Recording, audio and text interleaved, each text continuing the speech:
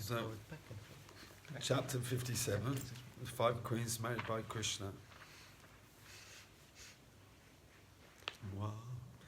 Krishna, Krishna, Krishna, Krishna, Krishna, Krishna, Hey. Krishna, Krishna, Krishna, Krishna, Krishna, Krishna, Krishna, Hey. Krishna, Krishna, Krishna, Krishna, Krishna, Krishna, Rakshama. Krishna, Krishna, Krishna, Krishna, Krishna, Krishna, Bahimam. Rama, Raghava, Rama, Raghava, Rama, Raghava, Rakshama.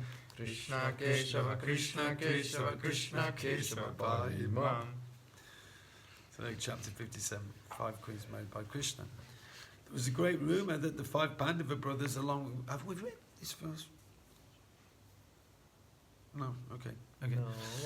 No, okay. It's just no. I have read this book before, you know. Anyway, there's a great rumour that the 5 Pandava brothers, along with their mother Kunti, had died according to the plan of Dhritarashtra in a fire accident in the house of Shalak, in which they were living.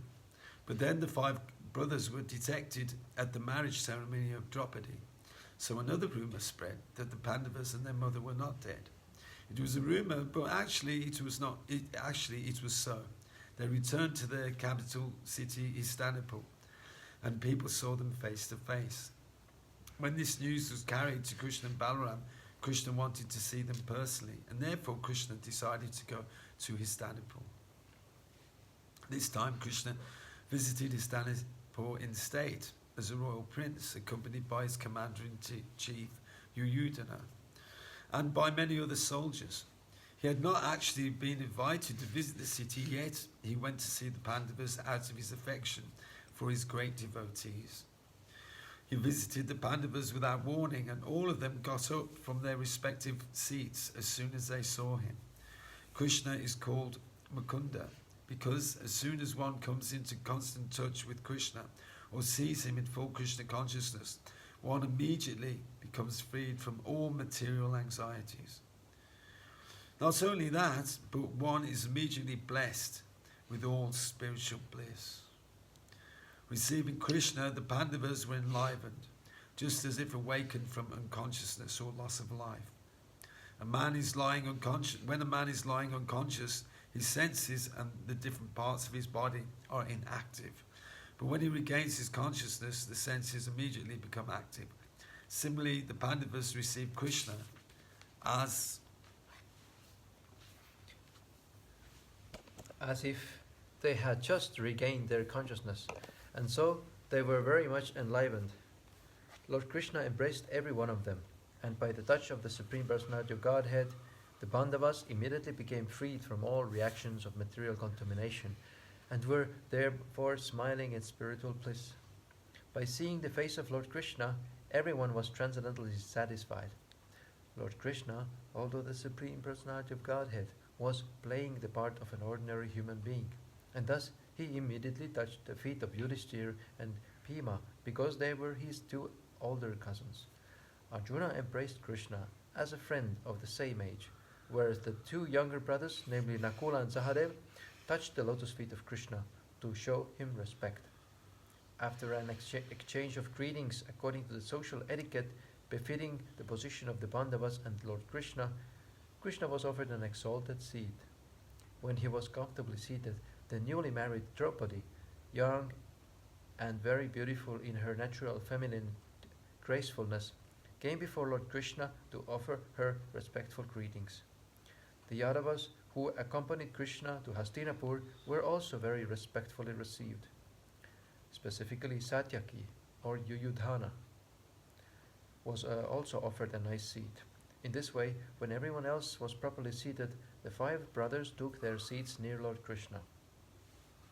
After meeting with the 5 brothers, Lord Krishna personally went to visit Srimati Kunti Devi, the mother of the Pandavas, who was also Krishna's paternal aunt. In offering his respects to his aunt, Krishna also touched her feet. Kunti Devi's eyes became wet and in great love she feelingly embraced Lord Krishna.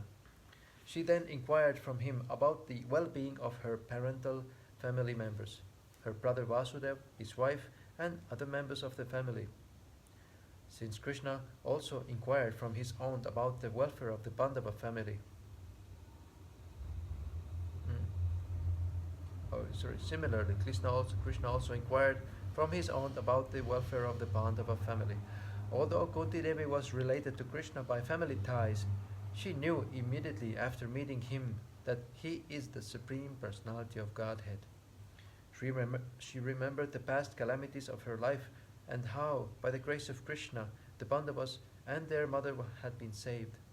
She knew perfectly well that no one, without Krishna's grace, could have saved them from the fierce accident designed by Dhritarashtra and his sons. In a choked-up voice, she began to narrate before Krishna the history of their life. Srimati Kunti said, "My dear Krishna, I remember the days when you sent my brother Akrura to gather information about us." This means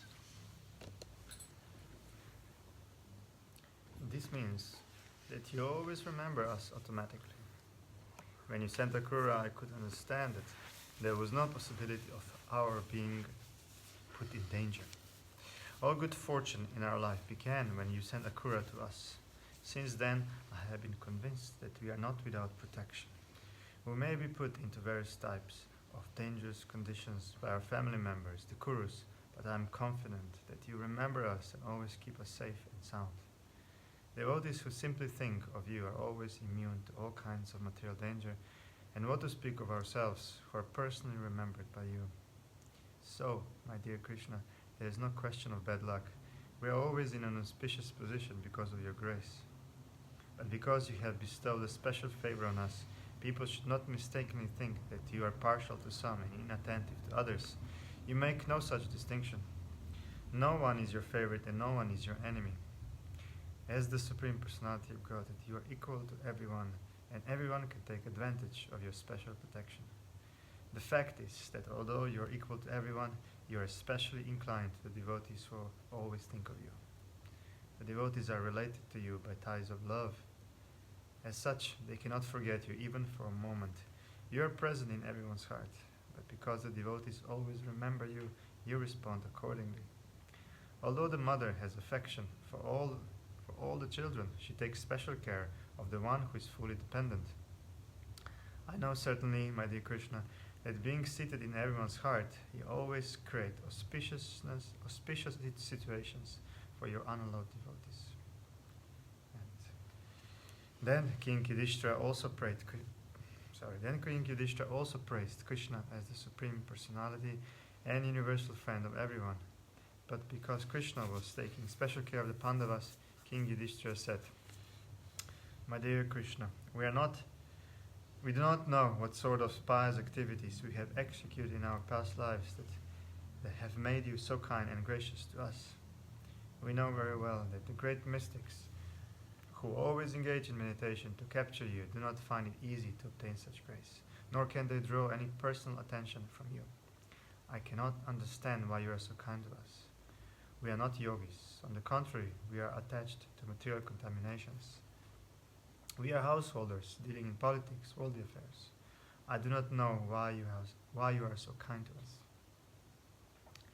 Being requested by King Yudhishthira, Krishna agreed to stay in Hastinapur for 4 months during the rainy season. The 4 months of the rainy seasons are called Chaturmasya. And during this period, the generally itinerant preachers and brahmanas stop at a certain place and live under rigid requisite principles. Although Lord Krishna is above all requisite principles, he agreed to stay at Hastinapur out of affection for the Pandavas. Taking this opportunity of Krishna's residence in Hastinapur, all the citizens of the town got the privilege of seeing him now and then, and thus they merged into transcendental bliss simply by seeing Lord Krishna face to face. One day, while Krishna was staying with the Pandavas, he and Arjuna prepared themselves to go to the forest to hunt.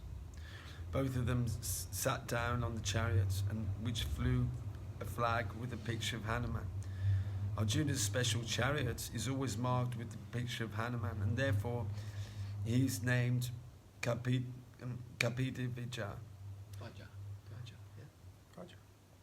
Kapi means Hanuman and Divaja means flag. Thus Arjuna went to the forest with his bow and infallible arrows. He dressed himself with suitable protective garments, for he was to practice killing many enemies. He specifically entered that part of the forest where there were many tigers, deer and various other animals. Krishna did not go with Arjuna to practice animal killing, for he doesn't have to practice anything. He's self-sufficient. He accompanied Arjuna just to see how he was practicing, because in the future he would have to kill many enemies.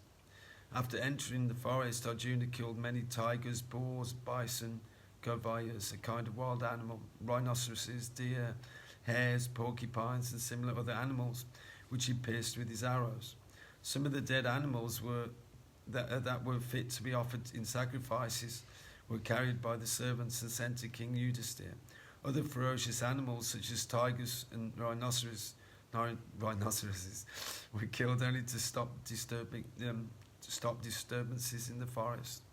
Since there were many sages and saintly persons who were residents of the forest, it is the duty of the Kshatriya to keep even the forest in a peaceful condition for living. Arjuna felt tired and thirsty from hunting, and therefore he went to the bank of the Yamuna along with Krishna. When both the Krishnas, namely Krishna and Arjuna, reached the bank of the Yamuna, Arjuna is sometimes called Krishna, as is Draupadi.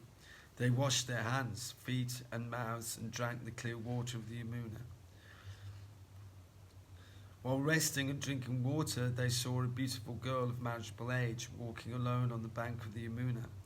Krishna asked his friend Arjuna to go forward and ask the girl who she was. By the order of Krishna, Arjuna immediately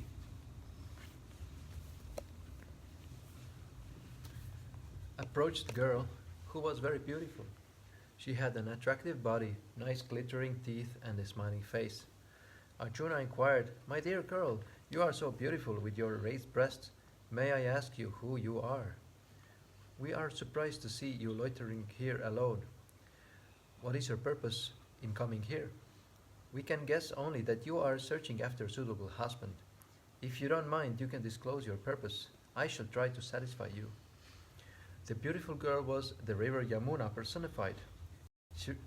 She replied, "Sir, I am the daughter of the sun god, and I am now performing penance and austerity to have Lord Vishnu as my husband.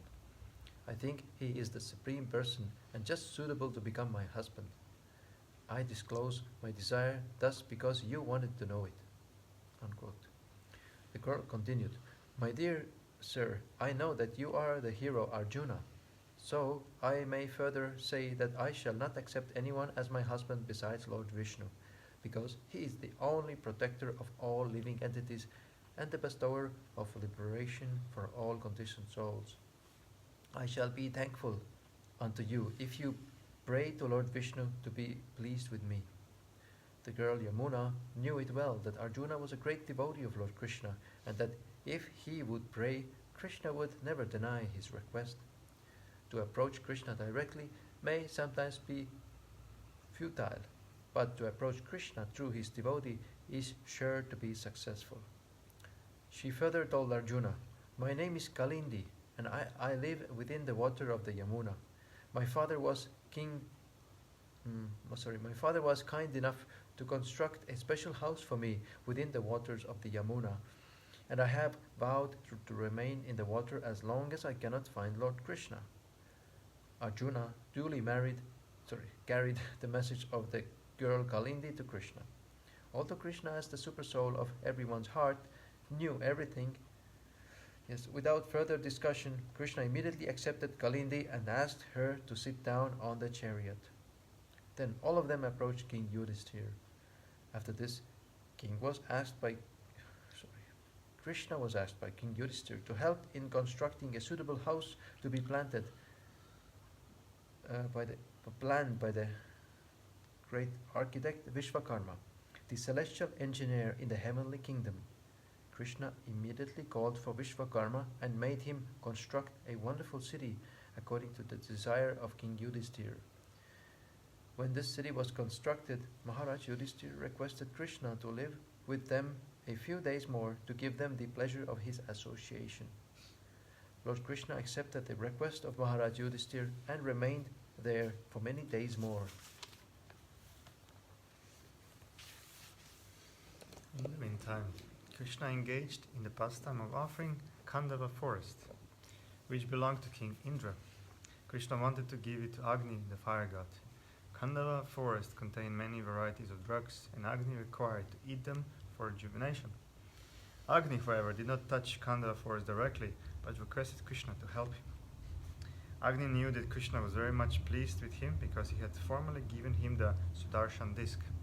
So in order to satisfy Agni, Krishna became the chariot driver of Arjuna, and both went to the Khandava forest.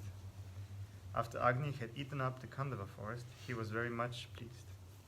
This time he offered a specific bow known as Gandiva, 4 white horses, 1 chariot, and an invincible quiver with 2 specific arrows considered to be talismans, which had so much power that no warrior could counteract them. When the Khandava forest was being devoured by the fire god Agni, there was a demon of the name Maya who was saved by Arjuna from the devastating fire. For this reason, that former demon became a great friend of Arjuna, and in order to please Arjuna, he constructed a nice assembly house within the city constructed by Vishvakarma. This assembly house had some corners so puzzling that when Duryodhana came to visit this house, he was misdirected, accepting water as land and land as water. Duryodhana was thus insulted by the opulence of the Pandavas, and he became their determined enemy. After a few days, Krishna took permission from King Yudhishthira to return to Dwarka. When he got permission, he went to his country accompanied by Satyaki, the leader of the Yadus who were living in Hastinapur with him. Kalindi also returned with Krishna to Dwarka. After returning, Krishna consulted many learned astrologers to find a suitable moment at which to marry Kalindi, and then he married her with great pomp. This marriage ceremony gave much pleasure to the relatives of both parties, and all of them enjoyed the great occasion. The kings of Avantipur, now known as Ujjain, were named Vinda and Anuvinda. Both kings were under the control of Duryodhana. They had one sister, named Mitravinda, who was a very qualified, learned, and elegant girl, the daughter of one of the Krishna's aunts.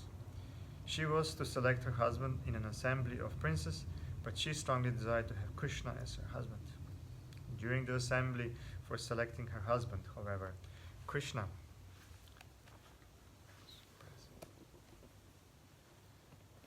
was present, and he forcibly carried away Mitravinda in the presence of all the other royal princes.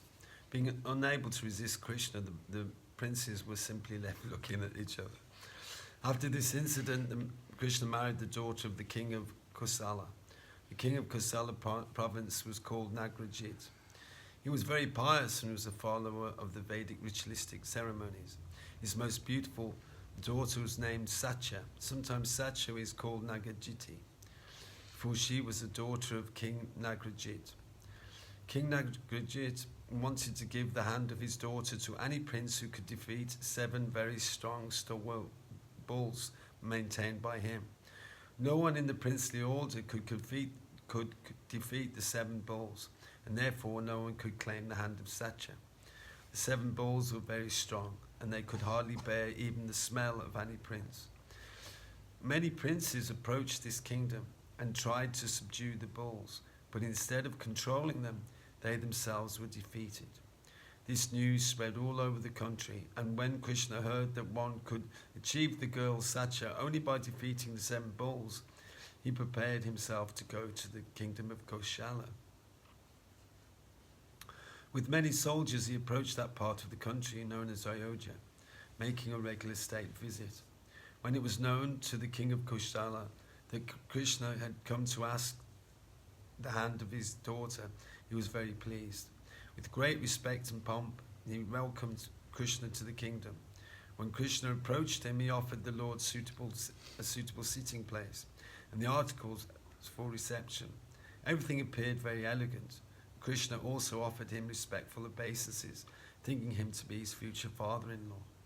When Satya, the daughter of King Nagrajit, understood that Krishna himself had come to marry her, she was very much pleased that the husband of the goddess of fortune had so kindly come there to accept her. For a long time she had cherished the idea of marrying Krishna and was following the principles of austerities to obtain her desired husband. She then began to think, if I have performed any pious activities to the best of my ability, and if I have sincerely thought all along to have Krishna as my husband, then Krishna may be pleased to fulfill my long cherished desire. She began to offer prayers to Krishna, mentally thinking, I do not know how the Supreme Personality of Godhead can be pleased with me. He is the Master and the Lord of everyone, and even the Goddess of Fortune, whose place is next to the Supreme Personality of Godhead. And Lord Shiva, Lord Brahma, and many other demigods of different planets always offer their respectful obeisances unto the Lord.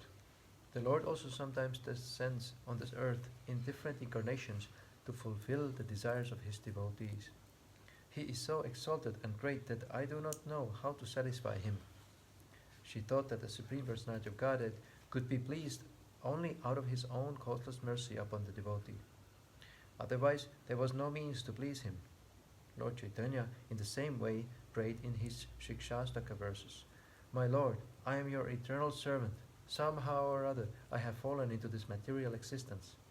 If you kindly pick me up and fix me as an atom of dust at your lotus feet, it will be a great favor to your eternal servant. The Lord can be pleased only by a humble attitude in the service spirit. The more we render service unto the Lord under the direction of the spiritual master, the more we make advancement on the path approaching the Lord.